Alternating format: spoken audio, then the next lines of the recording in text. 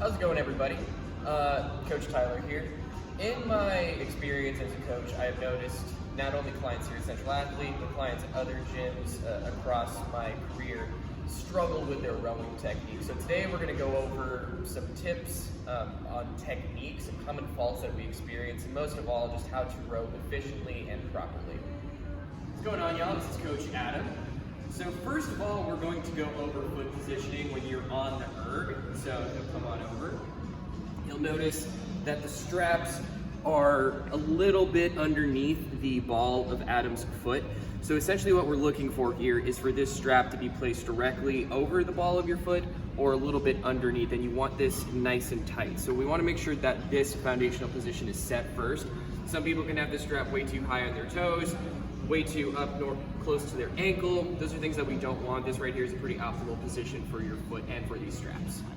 So after we have this foot position settled on the erg, then we have to just worry about where our butt and hamstrings will sit on the seat of the erg. So Adam, if you want to tell them a little bit about how we want to be positioned on the seat here? Yeah, ideally we want a little bit of an anterior pelvic tilt. So thinking about tilting this pelvis forward so that your hamstrings are almost sitting on the seat, or hamstrings are placed on the seat, instead of what we see a lot of people where the sacrum is sitting on the seat and they're in this sort of soft, rounded low back position. Again, the correction would be hamstrings sitting up on the seat, a little bit of an anterior pelvic tilt, and now I'm nice and upright. So now that we have these positions set up on the seat and on the foot pads, we are now going to add movement into the row. So Adam, go ahead and show us what we're looking for with this leg extension.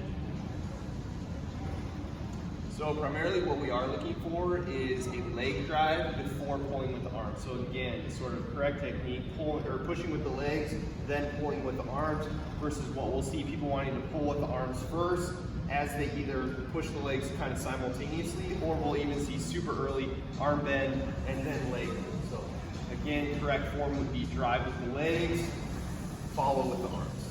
So now that we have an idea of how we want to sequence the order of things by initiating with a strong leg drive, let's take a look at this finish position whenever the handle comes to our chest. So Adam's got a really good position here. However, we do see some other suboptimal positions that people can get into. If you want to show us and talk about some of those out. Yeah, so ideally in this position, what we're looking for is for the handle to come just below the nipple line or just below the sternum.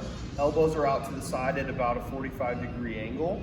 Okay, some common mistakes will be this coming up way too high, elbows being out at a 90-degree, or coming way too low, elbows being in super close. So again, we're aiming for just below that sternum, just below the nipple line, with the shoulders out at about a 45-degree angle.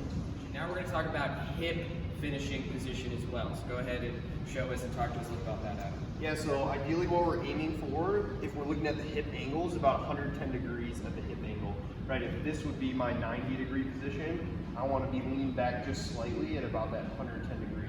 We don't want to see this 90-degree finish, and we don't want to see this like 130, 140-degree angle either. So again, at that finished position, hip angle at about 110 degrees. Now we're going to talk a bit about the return, which is something that we've definitely seen people struggle with in the past. So Adam, show us a really good pull, then show us a really good return and what this should look like. Yeah, so ideally we're moving or letting the arms go first and then the legs, which is opposite to the way that we started the motion. So arms come first, then legs follow it. So again, from here, arms go first, legs follow. And then in my final position here, ideally I'm looking for this slight torso lean forward, right? So if we go back to that hip angle, right? Finish position, hip angle's at about 110 degrees. Now I close that hip angle to where I have this slight lean forward with the torso. So to recap, let's talk about this foot position. Again, straps will be at the ball of the foot or slightly underneath. We'll be seated, hamstrings will be slightly on the seat of the rower. Remember, we want that slight anterior pelvic tilt here. We initiate the pull with our legs. We pull that handle to our sternum, not opening up too much on the seat, reaching the arms back, forward as we return, leaning a little bit forward at that finished position, and we keep doing that, and we keep rowing. The reason why we want to row correctly, there are a few reasons, and what I'll talk about is the efficiency aspect. if we're kind of being loosey-goosey every time we hop on the rower, we're not going to be producing as much power, and it's going to be taking us longer to get through any cyclical intervals we have, any mixed conditioning pieces we have, and it's just going to make it a lot less enjoyable, and it's going to take a lot less time to complete. Yeah, I'd say another touch point is the quality of the movement, right? We want to be in good positions throughout the entire rowing sequence. Obviously, poor positions over time, a lot of repetitive movement in poor positions is going to lead to abnormal stresses on certain areas of the body, especially in rowing. We'll look at that low back being in sort of a compromised position here or excessively extended at either position. So focusing on your positions and the quality of your positions will eliminate some of those potential injuries coming in the future.